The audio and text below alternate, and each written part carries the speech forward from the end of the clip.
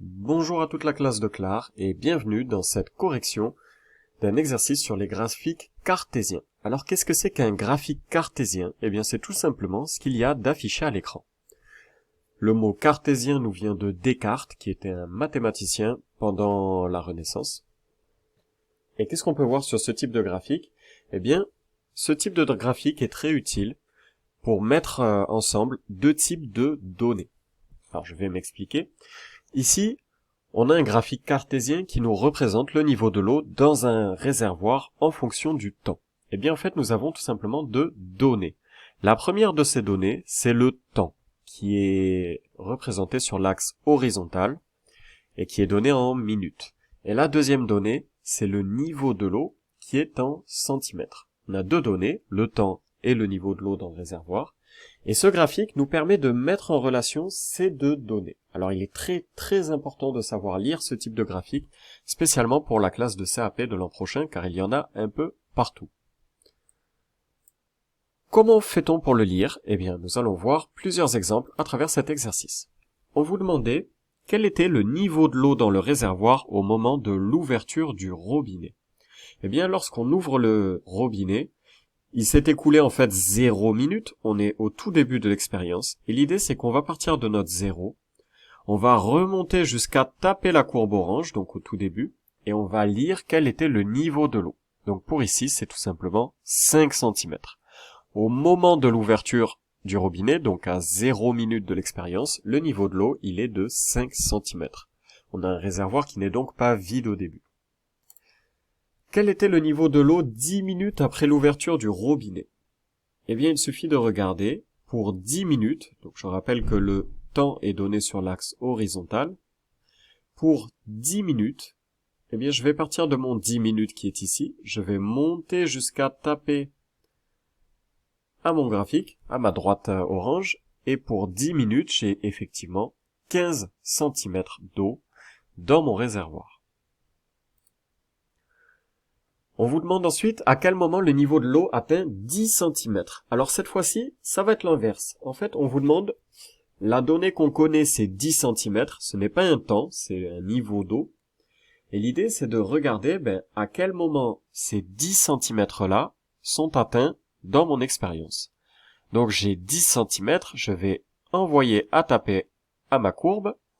Et quand je redescends, je me rends compte que je suis entre 0 et 10, je suis donc à 5 minutes de l'expérience. On a fait le trajet inverse, parce que cette fois-ci, on cherchait un niveau d'eau et non plus un temps. Donc on est parti de 10 pour arriver à 5, au lieu de partir de 5 pour arriver à 10. On vous demande ensuite de combien de centimètres le niveau de l'eau avait-il augmenté entre la 10e et la 20e minute. Eh bien, on part de la 10e minute à la 10e minute, mon niveau d'eau était de 15 cm.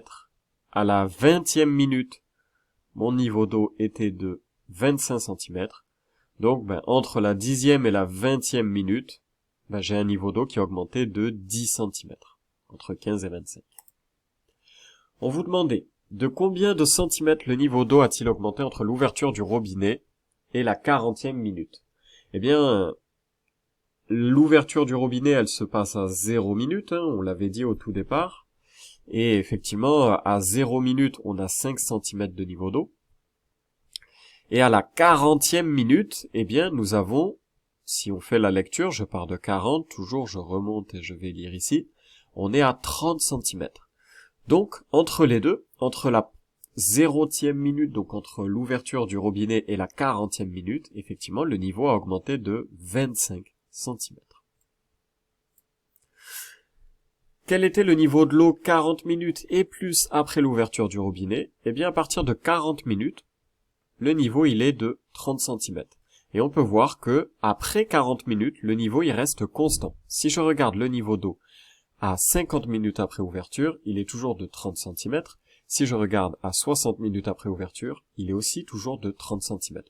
On peut supposer donc deux choses. Soit le réservoir est très grand, et à partir de là, il arrête de se remplir.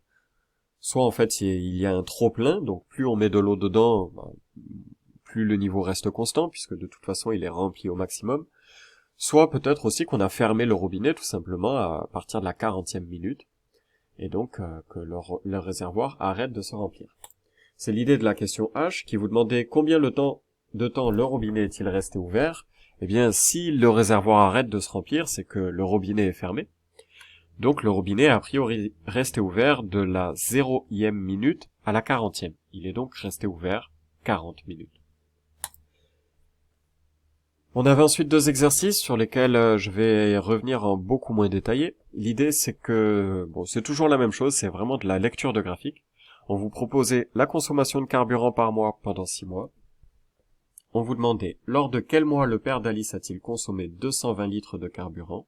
Eh bien ici vous avez 2 données. Sur l'axe horizontal on peut trouver les mois, le mois de l'année, et sur l'axe vertical on a le volume de carburant dépensé. Donc pour quel mois est-ce qu'on a consommé 220 litres? Eh bien on se met à 200 ici. Ici je suis à 210, ici je suis à 220. Eh bien je regarde 220 litres, ça a été consommé ici, et ça correspond au mois de février. Lors de quel mois a-t-on consommé le plus grand volume de carburant? Eh bien on peut voir que le plus grand volume de carburant il est ici, ça correspond à 240 litres. Et ces 240 litres, ils ont été consommés au mois d'avril.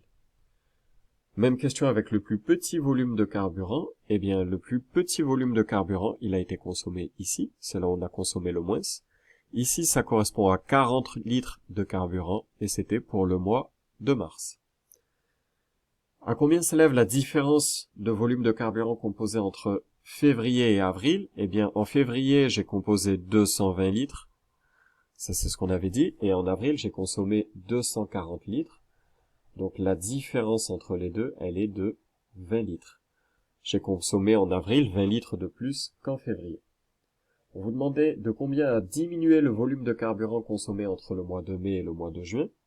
Eh bien au mois de mai, j'ai consommé 200 litres de carburant. Je suis en mai et je consomme 200 litres. Et au mois de juin, j'ai consommé 100 litres de carburant. Donc entre 200 litres et 100 litres, il y a 100 litres. Le volume de carburant a donc diminué de 100 litres entre mai et juin. On vous demandait ensuite de combien a augmenté le volume de carburant entre mars et avril. Eh bien, c'est toujours la même idée d'exercice. En mars, j'ai consommé 40 litres. En avril, j'ai consommé 240 litres. Donc entre mars et avril, j'ai consommé 200 litres de plus. Dernier exercice. C'est l'argent économisé par Elsa. Alors Elsa, elle a l'air très riche. Si vous la rencontrez un jour, présentez-la moi. Parce que on peut voir qu'elle économise beaucoup d'argent chaque jour qui passe. C'est un bon parti. Et on vous demandait quelle somme Elsa a-t-elle économisé le mardi. Eh bien, on peut voir que sur l'axe horizontal, on a les jours de la semaine. Sur l'axe vertical, on a la somme économisée.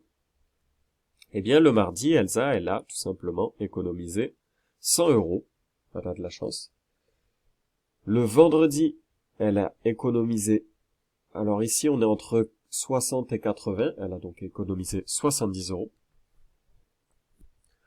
On vous demandait quel jour Elsa a-t-elle économisé le plus d'argent. Bon, ben là où elle a économisé le plus, c'était ce jour-là, on peut le voir que c'est le point le plus haut. Elle a économisé, on est entre 140 et 160, donc elle a économisé 150 € le mercredi. Est-ce que Elsa, elle a dépensé l'intégralité de son argent un des jours de la semaine? Si oui, de quel jour s'agit-il? Eh bien, on peut voir qu'en fait, le samedi, elle a économisé 0 €. Elle a donc dépensé la totalité de son argent le samedi. Il est allé faire les courses.